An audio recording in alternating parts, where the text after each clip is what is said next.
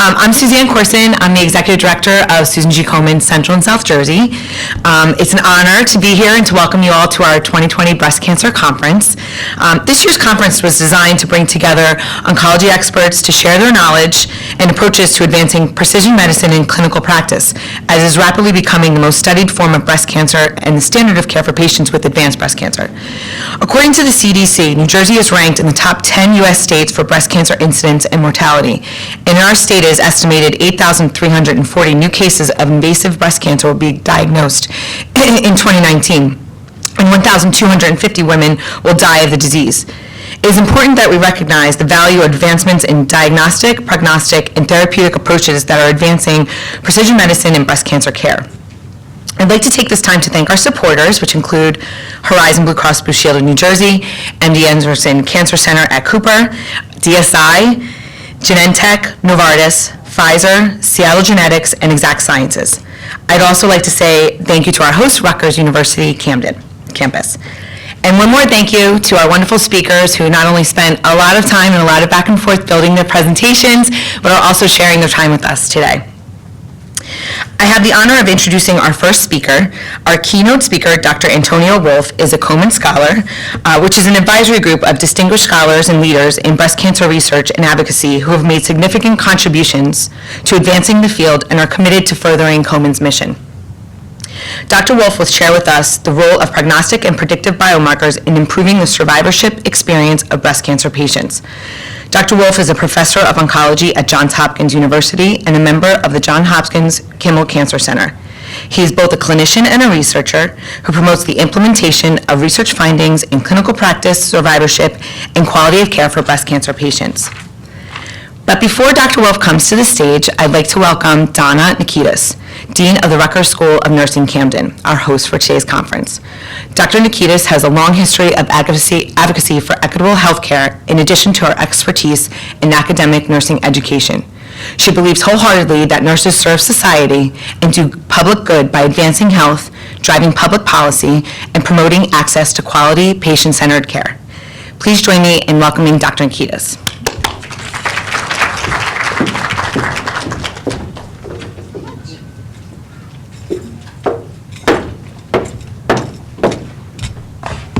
Good morning. Welcome to Rutgers. As the Dean of the School of Nursing, I am delighted to bring greetings on behalf of Chancellor Haddon, our senior leadership team, and of course, the School of Nursing. I'm very familiar with the level of expertise required by nurses who care for individuals, families, and communities who receive breast cancer care. All nurses and nurses who practice in cancer seek to serve the public and the profession by advancing policy, practice, and evidence through patient-centered, family-centered care, as well as organizational excellence and effective nursing leadership.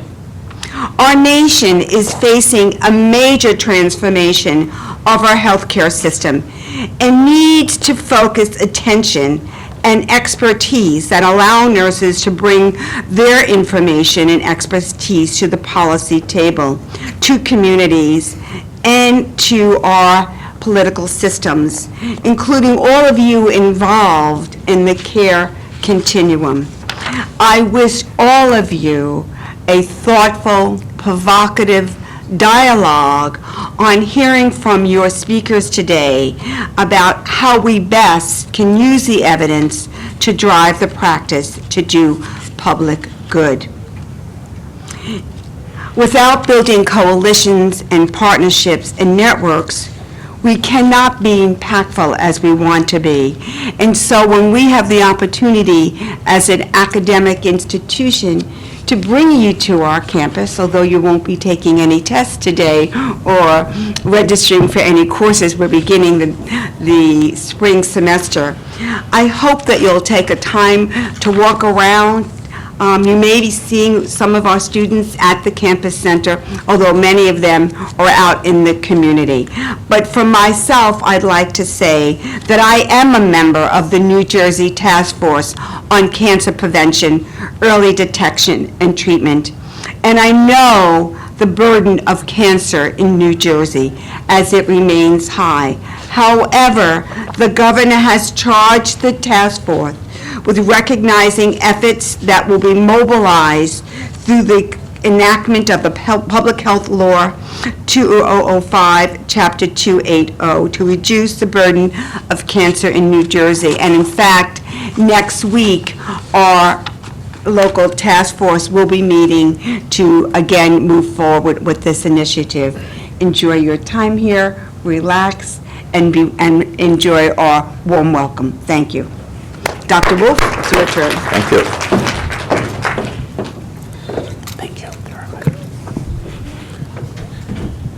Thank you, Dean Nikitas, and thank you to all of you on a Friday morning to make the time to be with us. Thanks, Suzanne and Susan G. Komen affiliate in Central and South New Jersey. And you guys are in for a treat, because I was actually just looking more in greater detail on the agendas for the breakout sessions. And you're going to have fantastic speakers and things to choose from. Dr. Schwarzberg, Gannison, Summers, and a few others are here and arriving, and there's going to be a lot to be discussed.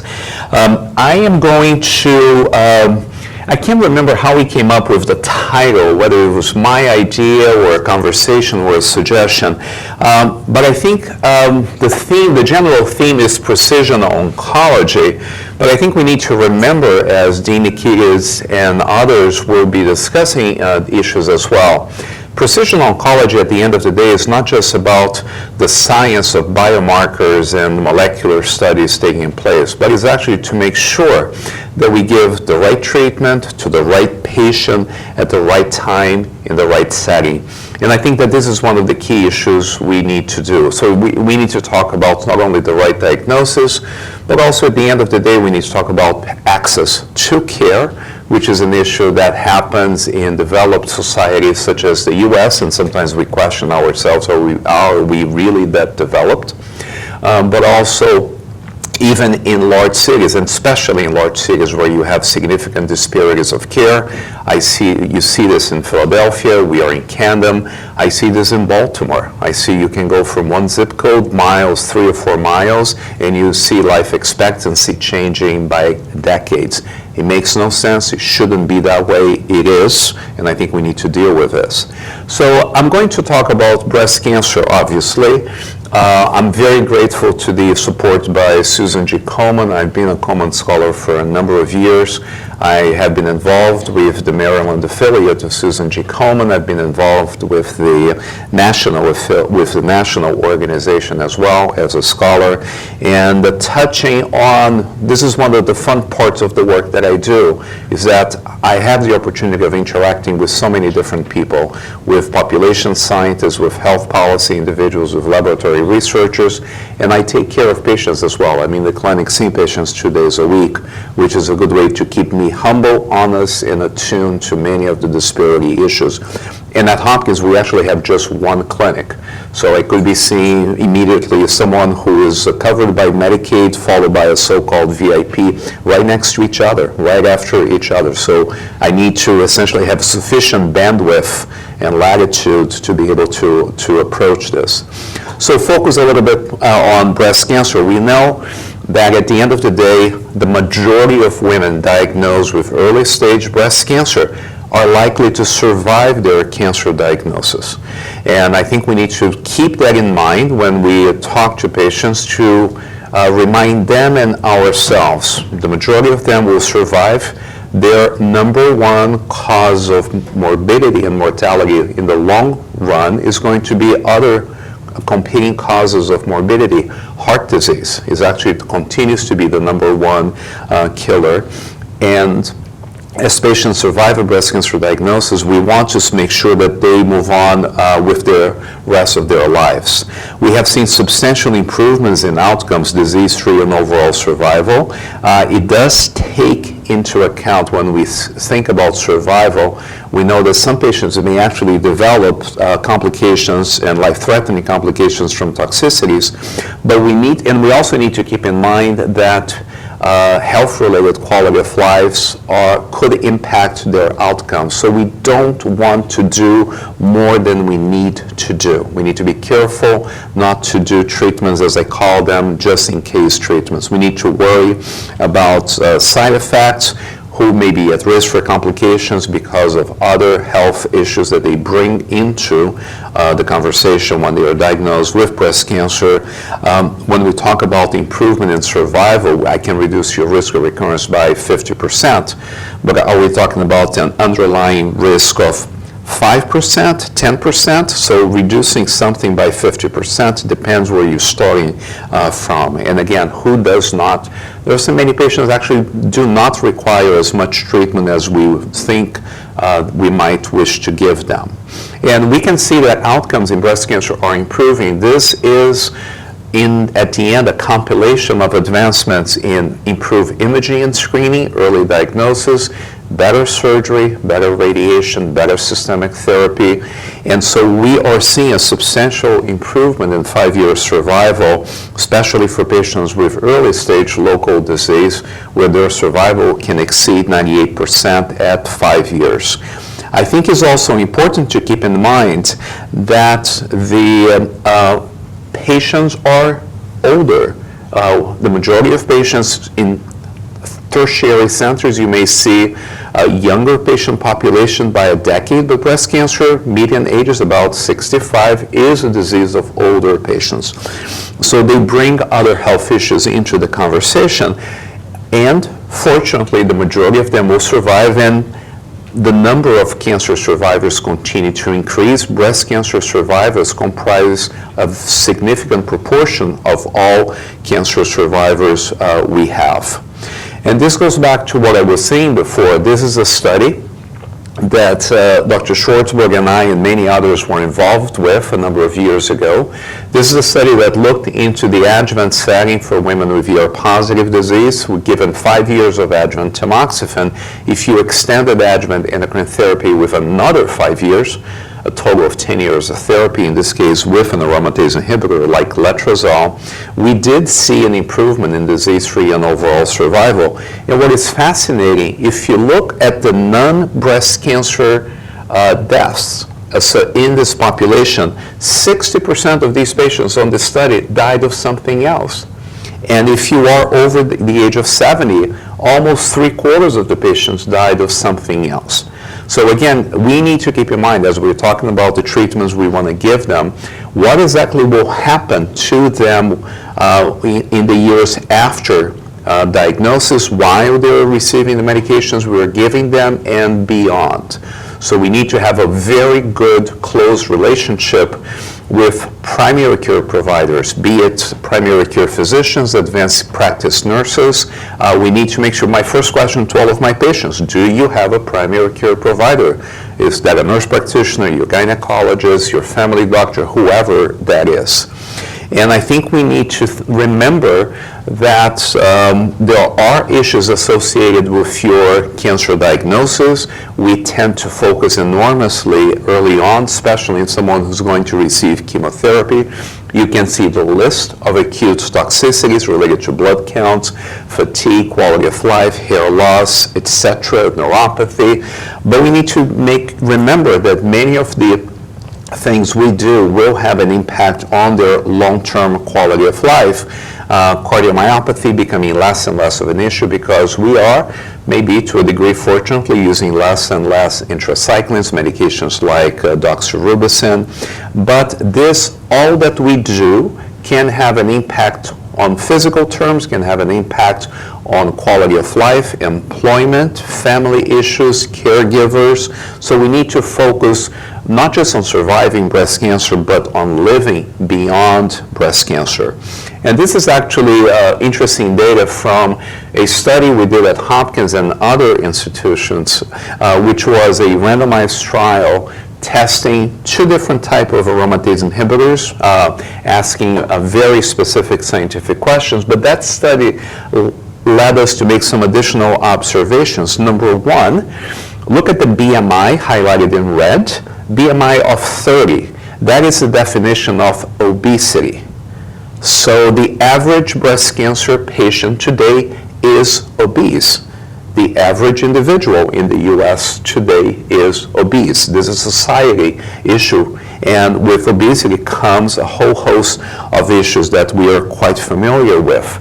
And then we also had the opportunity to look in the Framingham score for these patients with early stage breast cancer, and 80% of them had a cardiovascular disease risk in the foreseeable future, that it was higher than their breast cancer risk. So these patients with early stage breast cancer had a higher, despite the diagnosis of cancer and the panic mode that ensues, most of these patients had a higher risk of having a cardiac event in the future than breast cancer. We need to keep that in perspective as we talk to our patients. A series of papers in the last couple of years touching on these issues, excessive weight gain, obesity, and cancer. This is actually talking about not just in terms of after cancer diagnosis, but actually as a prevention.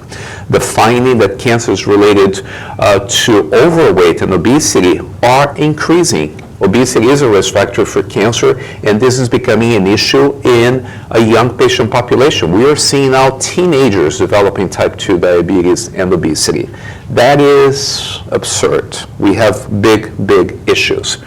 We also see essentially overweight and obesity representing 40% of all cancers diagnosed. Overweight and obesity-related cancer incidence rates higher among older patients than younger patients, higher among females than males. So this is an issue that is affecting us all. This is not just about breast cancer. This is about cancers at large. I'm putting this into context because I think we need to keep these issues in mind as I dive into now, how do we make decisions about who to treat? Many of us who trained in the 1980s, 1990s, early on, 1970s and 80s specifically, we made decisions on the basis of anatomy, on the basis of tumor size, presence or absence of involvement of axillary lymph nodes. And we know that these increase your risk of problems, but it doesn't tell us about the likelihood of benefiting from specific treatments. So these are called prognostic factors. They're not necessarily predictive of treatment benefit.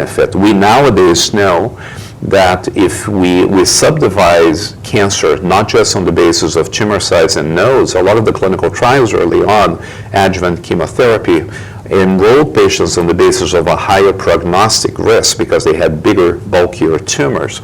But we don't do that anymore. We actually subset cancers, breast cancers, into three major subtypes: ER positive, triple negative, HER2 positive, because those subtypes influence treatments, decisions we make. They matter, they have clinical utility. And I think we have seen gradually an evolution, adding beyond tumor size and nodes other factors such as estrogen receptor status, tumor grade, in the last 15 years, HER2 status, and a few others that ultimately allow us to put patients in the appropriate bin so we can make recommendations for the right treatment. And in simple terms, this is how we discuss cancer diagnosis and make therapeutic decisions. Breast cancer is an umbrella of phenotypes. The subtypes matter because they define treatment.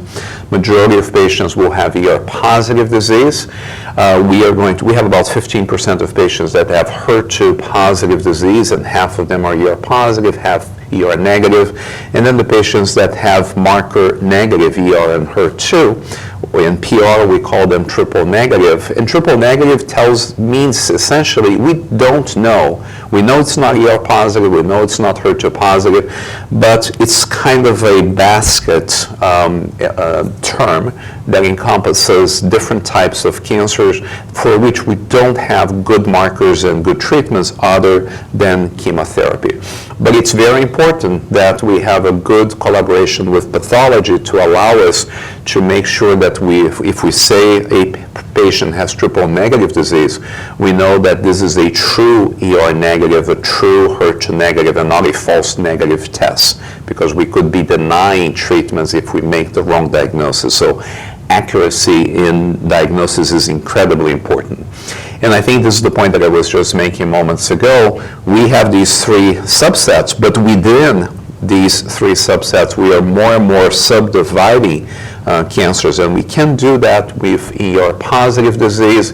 We may be able in the near future to do that for HER2-positive disease. We're not sure yet how to truly subdivide triple-negative disease, because if we can identify additional subsets within the three major subtypes, we can be more specific.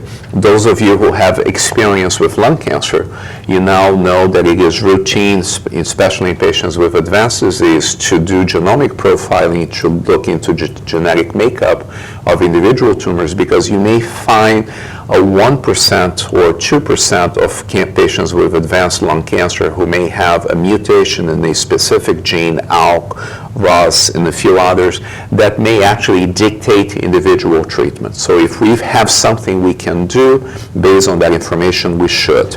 Things get a lot more complicated. This is what's called a heat map. And if you look on the vertical lines, on the columns, you're going to see individual subtypes. We're actually able to look in a more granular fashion. In the heat map, if you look, pay attention to what is red would be quote-unquote hot.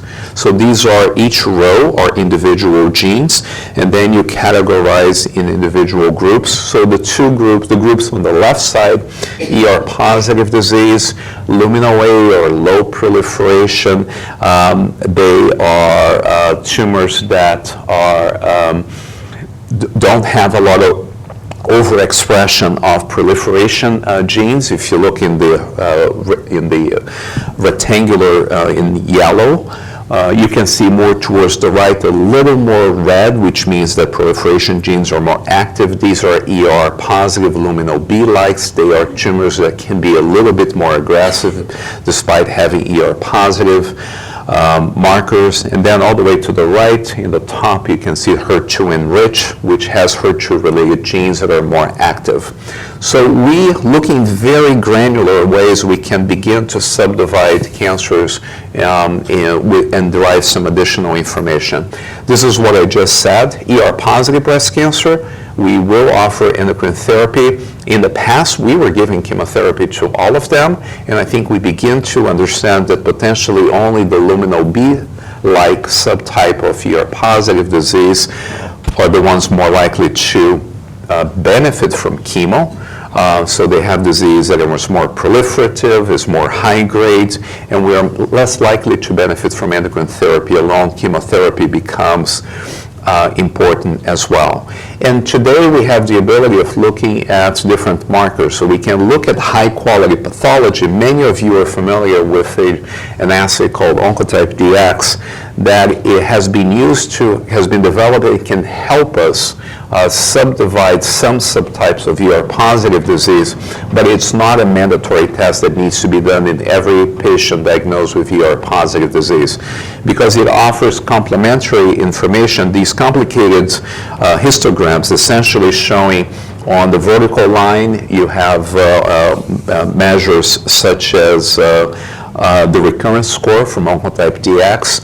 In the bottom, on the horizontal line, you have clinical and pathology parameters. And if they were both ultimately predicting the same thing, we would see all the dots converging at 45 degrees in a straight line going this way. But what we can see is that both the clinical pathology information and assays such as Oncotype offer, in many cases, complementary information. There have been a couple of trials, TAILOR-X with Oncotype Dx, MIND-ACT with another assay called MammaPrint that so far has prognostic information in patients with node-positive disease. And this is just to show as an example, two important papers published in the last couple of years, studies led by our group, ECOG Akron. I'm chair of the ECOG Akron Breast Committee, and we looked at both the value of what the prognosis of patients with a very low recurrence score, and these patients are doing very well, and that's about 50% of all the patients. And then we looked at patients with an intermediate recurrence score. This is the study on the bottom right, where these patients were randomized to receive chemotherapy or not, And in the last couple of years, we actually found out that most of them don't need chemotherapy. So ultimately, about 25% of the patients with ER-positive disease will have a luminal B-like type of cancer that could benefit from chemo. And therefore, rather than, it's a little bit like a classroom. You walk into a classroom, you can see you all got a B. And you may say, wait a minute, what do you mean by you all got a B? I did a lot better. I got an A, and the guy who got a C says, wow, great, I got a C, but my average is going to be a B. So I think what we can say, instead of calling all ER-positive breast cancers the same, and on average, they are all going to benefit from chemo a little bit, we now have the ability to identify actually those who don't need any intervention. And that's the majority of patients, but focus on the small group of patients who do need an intervention, and they see a more substantial benefit. So this is no different than anything else we do in life. This is NCCN guidelines suggesting that you should strongly consider doing these tests in ER-positive disease, but it's not something that you must do. And one of the things that it's interesting to think about this, our attention is caught when we think about a new fancy molecular assay. These are actually papers from almost 20 years ago. One of them was an editorial that I co-authored with our then Cancer Center director. At that time, we already had sufficient evidence. This is 4 years before Oncotype Dx really hit the market with data in patients with and without chemotherapy. But we already had evidence that for many patients with node-negative ER-positive disease, adjuvant chemotherapy ain't necessarily so. For a lot of patients, we already could, based on traditional biomarkers, make decisions about not giving chemotherapy. This is actually a longer conversation, but just an interesting exercise that was done by Michael Hassett from Dana-Farber, and looking at what happened on the right side, you can see the distribution. If you get an average patient population, about 50% of them are going to be in blue. Will have the test. If they have the test, they're going to have a low risk profile. A quarter will be intermediate risk in gray. A quarter will be high risk in yellow. But now, this is if you test everybody.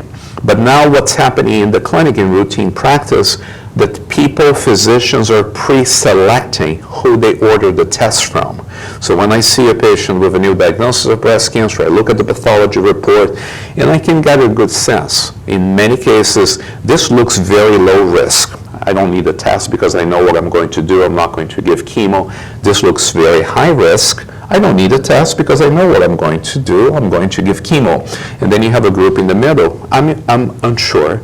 This is the gray zone. Let me order testing on the gray zone.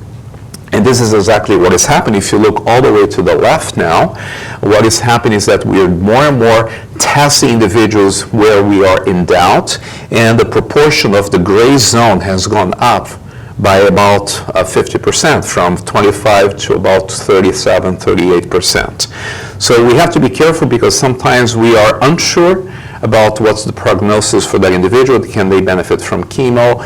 And then you order a test and the results come back, you're more or less in the middle as well. So I think we need to be certain about how to best, especially those of us clinicians, physicians who are making decisions about, number one, ordering a test, and number two, doing something about it. We need to keep in mind some of the limitations. And this is no different than any other test. I'm going to order a test if it's going to tell me something I don't already know. Because if I know what the test, if I already know what I'm going to do, I don't need that additional information.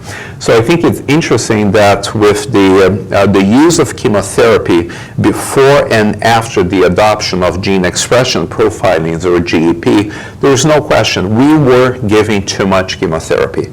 And we already had the ability to dial down chemotherapy, but the availability of this assay gave people more confidence to potentially make the decision, and that by itself is of value. This is a complicated slide with a lot of text, but what is very interesting is that you begin to see disparities, because in these are academic institutions. taking care of the same patient population, but it's very interesting for reasons we don't understand whether this is physician bias or patient demand. If you were African American, you were less likely to have the test order. If you did not have a high school education, if you had less than a high school education, you were less likely to have the test order. We're beginning to see disparities in utilization of this assay for reasons that are not clear, whether this is insurance, whether this is physician bias, whether this is patients not advocating or not asking questions. And then we also saw an interesting observation, which is the simple act of ordering the test could indicate what the physician was going to do with the result, which tells you that the physician has an idea why they are ordering the test. So if you have a small node negative cancer, if the test is ordered, you're more likely to get chemotherapy.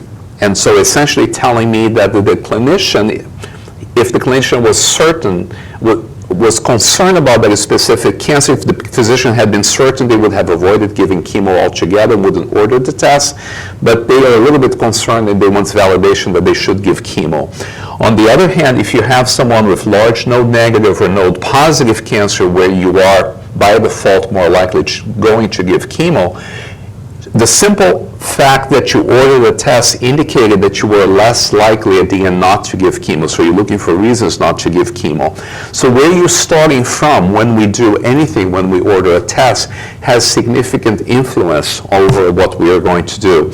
And I think we need to keep this in mind. And what I will just show is actually an exercise that we did at Hopkins. We actually had the opportunity to have, over about 6 years, Hopkins and 3 other institutions with local testing. You may be able to, I think the numbers will show, we had about 1,700 patients where we have the pathology information and Oncotype Dx had been ordered. So it's not all the patients we had seen, but someone made a decision to order the test. And at the end of the day, we ended up with about 1,100 cases of patients with node negative, ER positive disease. And we were able to develop a model. And on the right side, on table 1, we have another population of 400 patients, similar patient population where we were able to validate, test our model to see if it would work. This is actually, looks like a gene expression profiling, a heat map, but this is actually using what's called forest plots. All these 1,100 patients, we grouped them together on the basis of pathology characteristics, and ultimately we were able, so this is actually available online, the website is there, and institutions can validate their patient population using our nomogram.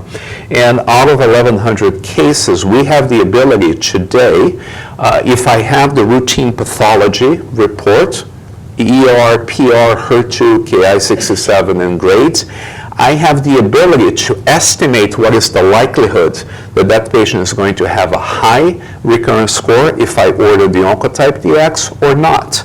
And in this example, I have a patient who has a tumor that is ER 90%, PR 90%, Ki67 10, and grade 1. And then what it can shows essentially is a histogram with a blue line for an Oncotype recurrence score of 25. That's the magic line above which we give chemo. But it tells me that I have a greater than 95% likelihood that that case will not have a high recurrence score. So I can use that in my conversations with patients to make a decision about whether I need to order the test or not.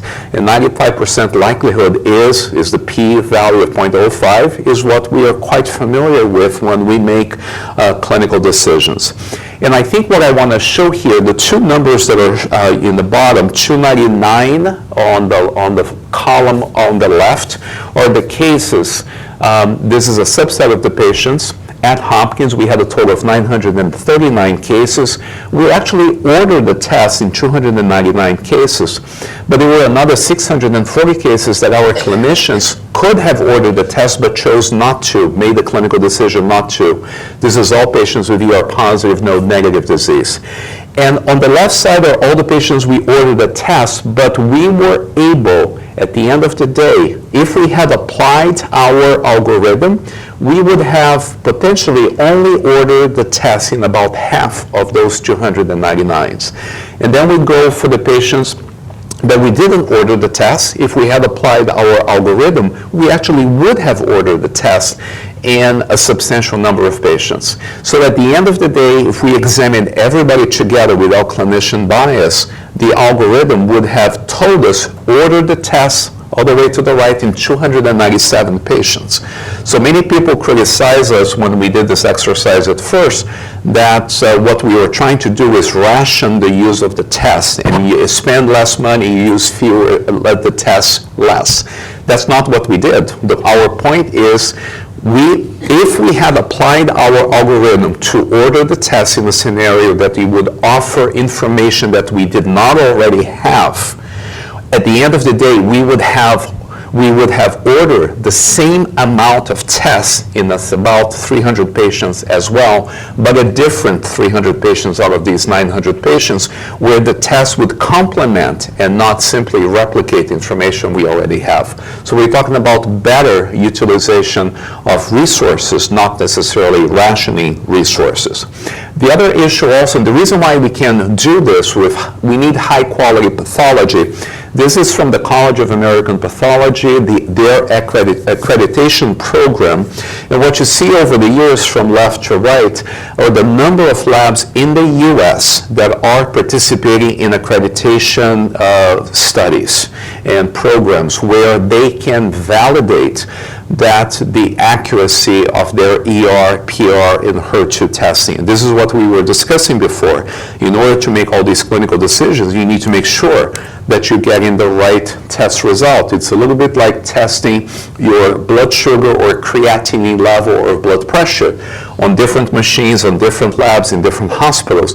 You want to make sure that you're getting the same result, and it doesn't matter where you are being tested. This was a problem in the US, and over the last 15 years, we have seen a substantial improvement in the quality of testing thanks to efforts by ASCO and the College of American Pathologists, with more and more labs, essentially almost all labs participating in proficiency testing today for ER and PR.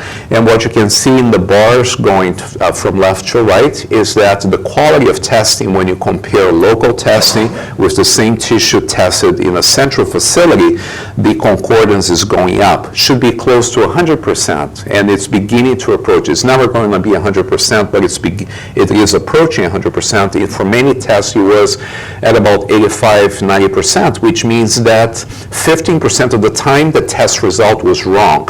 And then the medical oncologist would make the wrong decision, the wrong recommendation. This is a long talk on its own. You always have the issue where you swing the pendulum, because you're always balancing the issues of sensitivity and specificity, false positives and false negatives. And obviously it's a little bit like you want the pottage with the temperature just right.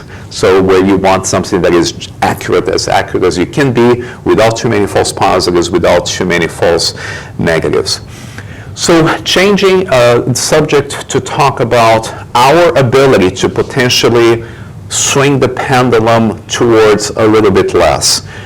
10, 15 years ago, 20 years ago, Peter Avden was doing very interesting studies and talking with patients with a diagnosis of breast cancer, and would do kind of a trade-off discussions, meaning what degree of toxicity would you be willing to tolerate to have a 1% improvement in survival? And you will be amazed how many women would say, I'm willing to put up with toxicity if this is going to increase my likelihood of being helped or surviving by 1%. But that implied that we would treat so many people. The numbers needed to treat, I needed to treat, say, 100 patients, because I am concerned about 5 of them, and I can reduce the risk of recurrence in 2 of them. So ultimately, to help 2 people, I have to treat 100 patients. Primary care physicians know the concepts of NNT quite well.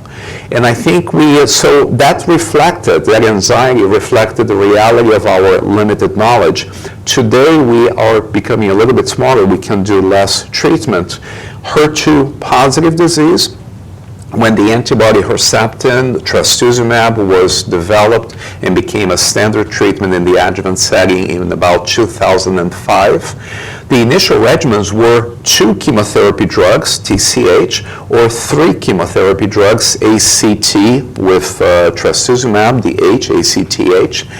And we were potentially over-treating many patients. And we now have evidence, this is from a single-arm phase 2 study of one drug, paclitaxel, Taxol, for 12 weeks alone in patients with stage 1 breast cancer, and followed by completion of trastuzumab. So 12 weeks of chemo, 1 year of the antibody, minimal toxicity, neuropathy in some patients, but we are seeing substantial 98% survival and excellent outcomes we went all the way to give a lot of chemo with trastuzumab, and now can we reduce the amount of treatment? These are complicated studies to give because you are very close. There's a ceiling effect. It's very difficult to do randomized trials when outcomes are so good. So you are de-escalating and watching closely, hoping that the outcomes are not coming down. Otherwise, you need to stop things very early. And this has actually led to a study that ECOG-ACRIN and Alliance are going to be doing. So those of you involved with clinical research will see this in your CTSU menu. The ECOG-ACRIN study is actually activating in about 3 weeks. This is the COMPASS family of HER2 trials, comprehensive use of pathology response assessment to optimize treatment. So this is actually today for patients with stage 1 HER2 positive disease. We can give 1 chemotherapy and 1 antibody, so T and H. But could we also potentially, rather than for patients with stage 2 or 3 disease, rather than throwing the kitchen sink from the get-go and giving them polychemotherapy, 2 or 3 drugs plus antibodies, could we get started with a little bit less, assess their response, and then dial up or dial down? So use, in this case, surgery as a functional biomarker to assess response. So this is actually what the 2 studies will do. This is a complex slide if you're not a clinical trialist, but essentially for patients with stage 2 and 3 disease, they will be treated initially with 1 chemotherapy drug, a taxane such as paclitaxel, plus 2 antibodies, trastuzumab and pertuzumab, or HB. They will have surgery. 40% are expected to have a pathologic complete response. And if they do, they're done with chemo. We know that patients who have a pathologic complete response and no residual cancer in breast or axilla are likely to have an excellent outcome. And we can then just continue the antibody therapy, which is quite tolerable. If they need radiation for completion of breast conservation, they will. If they need endocrine therapy because they have ER-positive disease, they will. And we are expecting to have outcomes approaching 95% recurrence-free survival. But if they don't have a PCR, we know that they are more likely to have a recurrence in the future. We actually today, based on recent clinical data, they will be randomized to a new medication, an antibody called TDM1 or Kadcyla. Some of you are familiar with that name. But also we have a new medication that is hopefully going to be approved by the FDA in the near future, which is tucatinib, another oral therapy that has activity in patients with CNS recurrence. And we are trying to, in this case, we will use surgery to identify patients where we can now give less treatment or patients who will require more treatment. And we're seeing more and more the neoadjuvant setting, so therapy be given before surgery as a way to potentially better identify in a functional way who can be treated with more or less treatment. Over the next couple of years, we're going to begin to pay attention to patients with triple-negative disease. And we are seeing a substantial number of patients who are actually doing well 10, 15 years after diagnosis of stage 1 triple-negative disease, and do we have an opportunity to potentially dial down treatment on the basis of information such as measures of immune function, tumor infiltrating lymphocytes, and other issues. So I think at the end of the day, we have moved over the last 30 years from what we call a kind of a retrospective way of looking into things, where a lot of what we did was descriptive.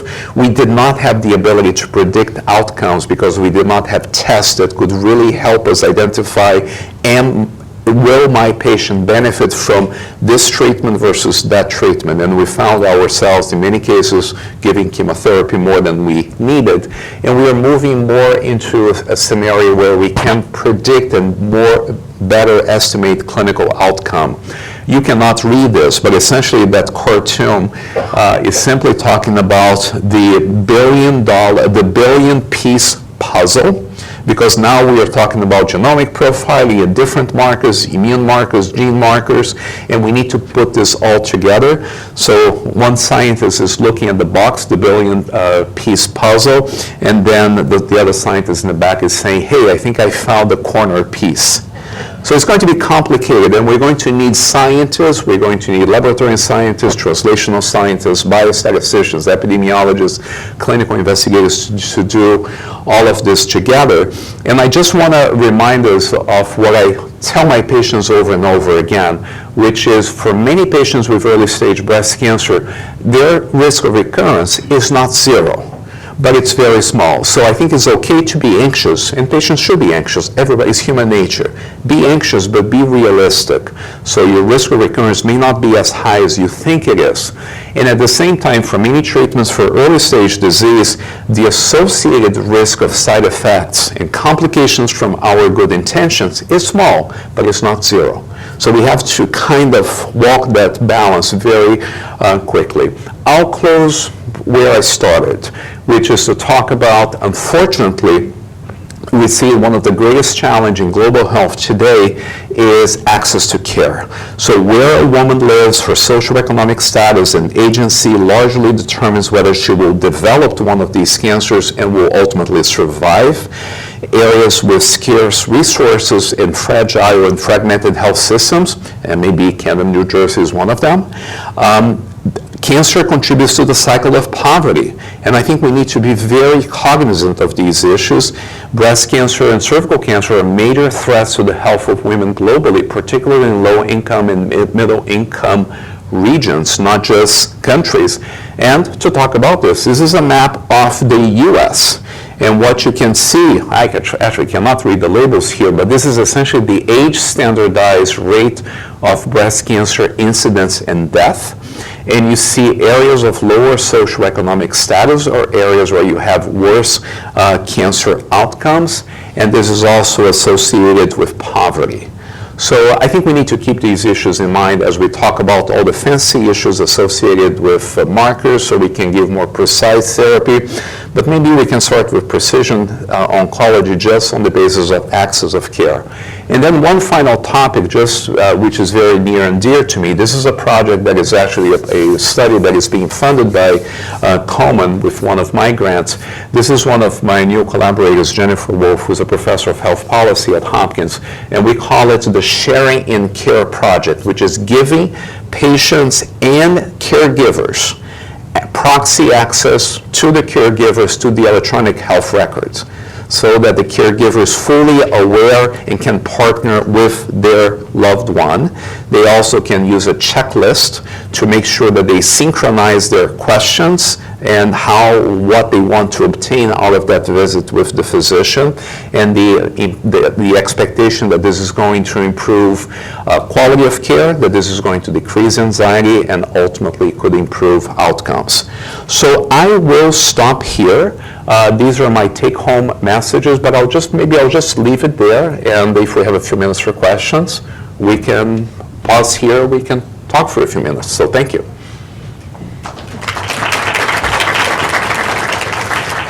And I think there are two microphones here, so if you have any questions or comments, please raise your arm. Don't be shy. Maybe they need another cup of coffee. We all need another cup of coffee. All right. Well, I'm sure we have 15 minutes until our first set of breakouts begin, so I'm sure the doctor will make himself available if anybody has a question. And the breakout sessions are downstairs, and along the way, please take a moment and visit with all our fabulous vendors. Oh, we do have one. Thank you. Please. Caffeinated lady. Thank you for the opportunity for the question. The reason I did come to this event today was everything you just mentioned with regard to the disparities and availability for the advanced testing. About how many years has the advanced testing been in place? So so there is the fancy technology, and that gets us excited, that comes in the front news of the newspaper, and then there's the bread and butter. So I would say that advanced technology implies high-quality pathology, meaning that we can have the ability to diagnose this is breast cancer. We have the ability to say this is ER, this is HER2, this is PR positive. That alone is high-quality testing. And it's actually interesting when you talk to a pathologist, many pathologists will say, I can do all of that, but I need the administration of my hospital to make sure that when the patient has a core biopsy or a surgical specimen in the OR, that specimen doesn't sit there for 5-6 hours with the tissue necrosing and decomposing instead of not having a runner, someone that can immediately carry that tissue within an hour so that the pathologist can begin their work. So fancy high-quality testing starts with the basics. So we have had this forever, and ASCO and CAP got into that exercise to come up with national, international guidelines because we needed to enforce, let's take care of the basics. It's almost like let's take care of K-12 education before we try to fix higher education. And so now we have the other additional assays, which have been available for about 10 years or so. But for the vast majority of cases, if you take care of the K-12, you take care of most of the issues. Gotcha. 10 years or so. Thank you so much. We have one here in the front. Hi, thank you. Does age impact your decision on the precision medicine even more in our younger patient population? Are we still more to do, neoadjuvant, or are we still looking to? So age, we all can be criticized of being ageist, and the more gray hair each of us develop, the more sensitive we become of these issues. Age is a very bad marker, a surrogate for biological function, because it's almost as if, remember our grandmothers when they were 70 or 80.